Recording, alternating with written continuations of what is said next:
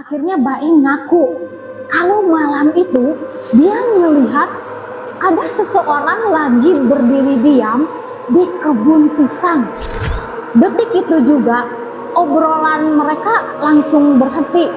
Semuanya diam. Gak ada yang berani bersuara.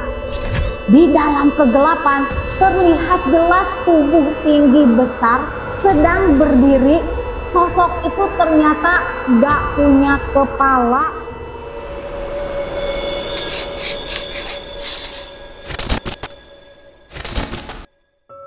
Assalamualaikum warahmatullahi wabarakatuh. Kita kembali lagi di catatan si manis, cerita mistis yang dikemas dengan manis. Untuk yang sedang nonton dan sudah subscribe serta yang like video ini, aku doain rezeki kalian lancar semua. Amin. Cerita kali ini datang dari seorang mahasiswa di salah satu universitas di kota Bandung. Namanya Alim. Kejadian yang dialami Alim ini terjadi sekitar tahun 2014 lalu. Pas dia lagi ikutan program KKN di salah satu desa terkecil di daerah Jawa Barat. Desa tempat Alim KKN ini emang lokasinya benar-benar pelosok dan jauh banget dari jalan raya utama.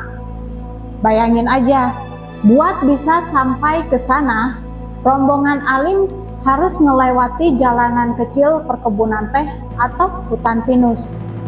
Bahkan, jangankan buat internetan, sinyal handphone di sana itu benar-benar susah sekali. Di KKN kali ini, Alim gak sendirian. Dia datang bareng 5 orang mahasiswa lainnya. Nah, selama sebulan di sana, mereka berenam ditempatin di sebuah rumah kosong milik Pak Kepala Desa. Rumahnya itu memang udah lama banget gak ditinggalin. Jadi bisa dibayangin lah ya atmosfernya kayak gimana. Yang bikin agak merinding, tepat di bagian belakang rumah itu ada kebun pisang yang sudah rimbun banget. Dan herannya, warga sekitar situ hampir gak ada yang berani lewat belakang rumah kalau malam sudah tiba. Sebenarnya pas hari pertama di sana, semuanya masih biasa-biasa aja. Alim sama teman-temannya sibuk gotong royong membersihkan rumah dan bagi-bagi tugas. Malam pertama tiba, suasana di dalam rumah kosong itu mendadak jadi kerasa aneh dan hawanya tuh kayak beda. Sesekali mereka mulai mendengar ada suara langkah kaki dari arah belakang rumah. Awalnya sih mereka positive thinking aja, mikirnya itu cuma suara tikus atau kucing liar lewat. Tapi lama-kelamaan kok suara langkahnya terdengar terlalu berat dan besar. Bunyinya tuh bener-bener jelas kayak langkah kaki manusia yang lagi berjalan pelan mengitari area belakang. Gara-gara suara itu, salah satu teman Alim yang bernama Baim cerita ke anak-anak yang lain kalau dia sering banget ngelihat bayangan hitam sekelebatan di dekat kamar mandi belakang. Tapi ya karena yang lain belum mengalami sendiri, teman-teman cuma menganggap si Baim ini lagi bercanda. Di hari-hari berikutnya, kegiatan KKN mereka pun dimulai. Mereka mulai sibuk beraktivitas bareng warga desa. Kalau dari pagi sampai sore sih, jujur, semuanya berjalan normal dan seru banget. Sebenarnya warga desa di sana itu ramah-ramah, tipikal orang Sunda di pedesaan yang ya dikatakan bager lah ya. Tapi ada satu hal yang aneh, mereka itu kayak enggan banget kalau diajak ngomongin soal kebun pisang di belakang rumah itu. Setiap kali Alim atau anak-anak lain nyoba nanya-nanya santai, warga pasti langsung kompak ngalihin pembicaraan, seolah-olah ada sebuah rahasia yang sengaja mereka tutup-tutupi. Malam harinya, Alim dan teman-temannya lagi pada ngumpul nih di ruang tengah. Mereka sambil ngobrol-ngobrol, sambil bercanda. Biasalah ya, buat ngilangin stres setelah seharian beraktivitas. Tapi tepat sekitar jam 11 malam, listrik di desa itu mendadak padam. Rumah yang mereka tempati langsung gelap gulita total. Di dalam rumah mereka cuma bisa ngandelin cahaya dari beberapa batang lilin seadanya. Pas mereka lagi pada duduk, dari arah belakang rumah terdengar suara ketukan, pelan banget. Detik itu juga obrolan mereka langsung berhenti. Semuanya diam, gak ada yang berani bersuara. Karena saking penasarannya, si Baim ini nekat jalan ke belakang. Dia nyoba ngintip lewat celah jendela dapur. Tapi tahu nggak? Setelah dia ngintip, apa yang terjadi? Dia tanpa ngomong sepatah kata pun, dia buru-buru nutup jendela itu dengan mimik wajah yang seperti ketakutan. Teman-temannya yang ngeliat gelagat aneh langsung nanya, "Im, lu lihat apa? Ada apa di luar?" Tapi si Baim cuma ngegelengin kepala, mulutnya tuh benar-benar terkunci rapat. Pokoknya dia nggak mau ngomong sepatah kata pun. Besok paginya, Alim yang masih penasaran akhirnya ngebujuk dan agak maksa Baim buat cerita. Setelah didesak terus, akhirnya Baim ngaku kalau malam itu dia ngelihat ada seseorang lagi berdiri diam di kebun pisang. Sosok itu badannya tinggi besar, dia nggak punya kepala. Mendengar pengakuan Baim, si Alim langsung ngerasa merinding dari ujung kepala sampai ujung kaki. Tapi sebagian teman yang lain masih mencoba buat rasional. Mereka mikir, lu salah lihat kali Im. Di kebun pisang malam-malam gelap, palingan itu cuma batang pisang doang yang mirip orang. Tapi ternyata bantahan itu benar-benar dipatahin di malam berikutnya. Suara langkah kaki di belakang rumah malah terdengar makin intens.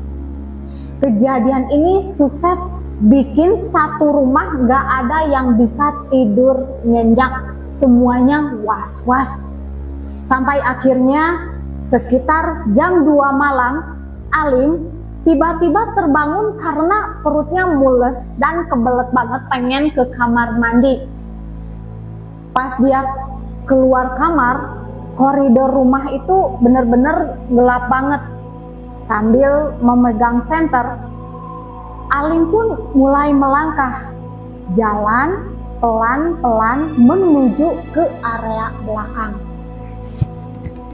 Pas lagi ngelewatin ruang tengah, Alim mendengar ada suara nafas dari arah dapur. Dia langsung menghentikan langkahnya.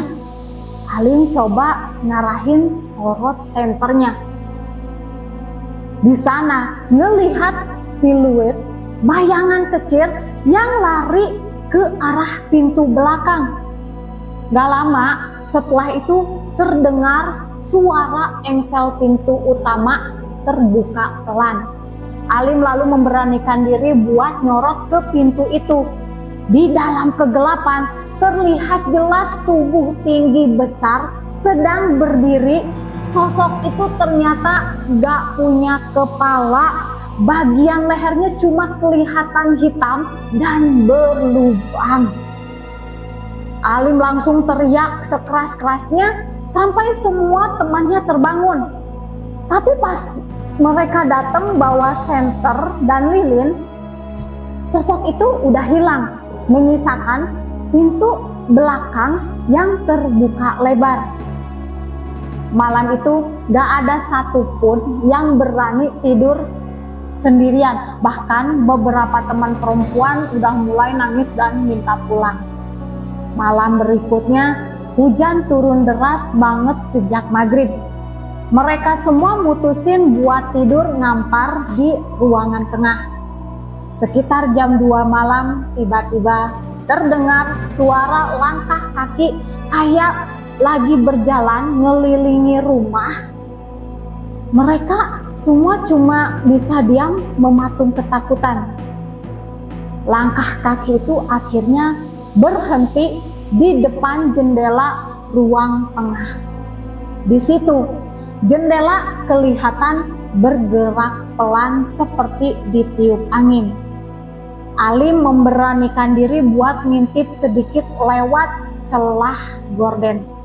Dan astagfirullahalazim, Alim langsung mundur sambil berteriak histeris. Dia ngelihat sosok tanpa kepala itu berdiri di depan jendela. Mereka semua langsung panik dan membaca doa bareng-bareng sekencang-kencangnya. Selang beberapa detik terdengar suara hantaman dari arah dapur rumah. Kenceng banget, disusul dengan barang-barang berjatuhan dari dapur. Piring-piring berserakan di lantai dan pintu belakang sudah terbuka lebar. Salah satu teman perempuan mereka bahkan teriak ketakutan karena melihat ada sosok anak kecil yang lari-lari di lorong rumah. Suasana makin kacau dan panik. Tiba-tiba lampu minyak yang mereka pakai padam sendiri. Ruangan langsung gelap total. Keesokannya Baim jatuh sakit dan demam tinggi. Pas tidur, dia terus-terusan mengigau sambil teriak, "Kepalaku, kepalaku." Saat Alim coba membangunkannya, terdengar dari arah kebun suara ranting patah. Gak kuat dengan teror itu, beberapa teman Alim mutusin buat pulang duluan. Tapi Alim dan sisanya milih bertahan demi beresin program KKN. Di malam berikutnya, Alim terbangun karena dengar suara orang berjalan di ruangan menuju ke dapur. Padahal teman-temannya lagi pada tidur nyenyak. Pas Alim buka mata perlahan, di pojok kamar yang gelap berdiri sesosok tubuh tinggi putih yang kepalanya hampir menyentuh plafon. Perlahan sosok putih itu memiringkan kepalanya. Wajahnya hitam pekat dengan mata yang melotot tajam. Sosok itu adalah pocong. Untungnya teman di sebelah Alim tiba-tiba terbangun dan langsung nyalain senter. Begitu kena cahaya, sosok pocong itu kayak melesat terbang ke atas plafon dan hilang begitu saja. Sementara Alim cuma bisa terdiam kaku karena kayak orang yang sawan. Besoknya setelah KKN selesai, mereka membereskan barang-barang dengan perasaan yang campur aduk antara lega dan trauma. Tidak lama Pak Lurah menceritakan sesuatu yang membuat Alim dan teman-teman lain shock. Ternyata 11 tahun lalu di kebun pisang itu pernah terjadi kejadian tragis. Ada warga yang menjadi korban penghilangan nyawa secara sadis di tempat tersebut. Sejak saat itu, area kebun itu dikenal angker oleh warga sekitar. Tapi selama ini warga sengaja memilih diam karena nggak mau anak-anak KKN jadi ketakutan dan akhirnya gagal menyelesaikan program mereka di desa itu. Itulah dia cerita misteri yang dialami oleh Alim dan teman-temannya saat KKN di Jawa Barat. Gimana menurut kalian? Apa di antara kalian ada yang punya pengalaman horor serupa pas lagi KKN atau berkunjung ke desa terpencil?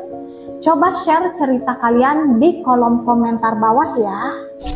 Terima kasih sudah menonton sampai habis. Tetap waspada dimanapun kalian berada. Saya pamit undur diri dan sampai jumpa di cerita misteri berikutnya. Wassalamualaikum warahmatullahi wabarakatuh.